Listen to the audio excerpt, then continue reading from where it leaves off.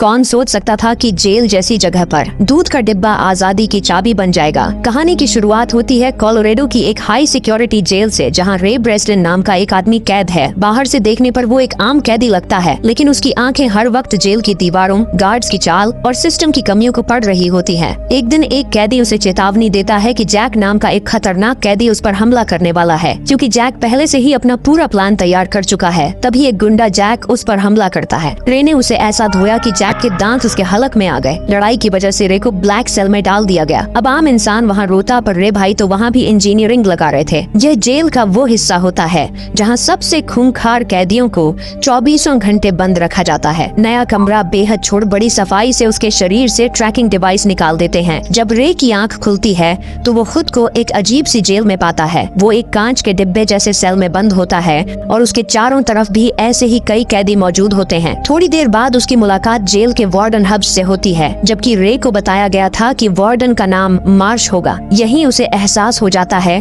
कि कुछ न कुछ बहुत गलत जरूर है। रे तुरंत वो खास इमरजेंसी कोड बोलता है जिससे उसे जेल से बाहर निकाला जा सकता था, लेकिन हब्स उसकी एक भी बात नहीं सुनता और उसे वापस सेल में भेज दिया जाता है। इधर बाहर उसकी टीम जेल की लोकेशन पता करने की पूरी कोशिश कर रही होती है और उधर अंदर रे देखता है कि यहाँ के सारे गार्ड्स एक जैसे कपड़े और मास्क पहने रहते हैं और जब मन करता है कि सीटना होता है। यह जेल जमीन पर नहीं बल्कि समुद्र के बीच खड़े एक विशाल जहाज पर बनी हुई होती है।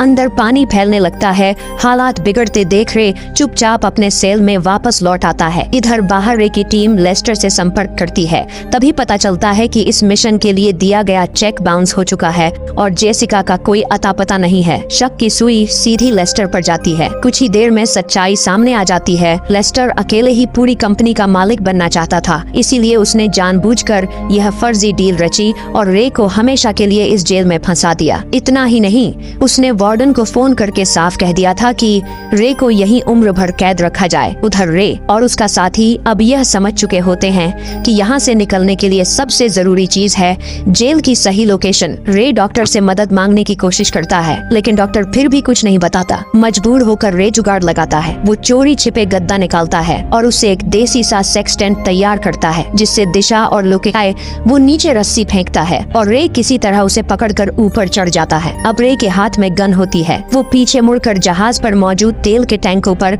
अंधाधुंध फायरिंग कर देता है। कुछ ही सेकंड में पूरा जहाज जोरदार धमाके से दहल उठता है। वार्डन और उसके सारे गार्ड्स उसी विस्फोट में खत्म हो जाते हैं। जिस जेल को कभी अजेय माना जाता था वो समंदर में डूबने लगती है। आखिरकार रे और उसका साथी सुरक्षित मोरक्को के किनारे पहुंच जाते हैं।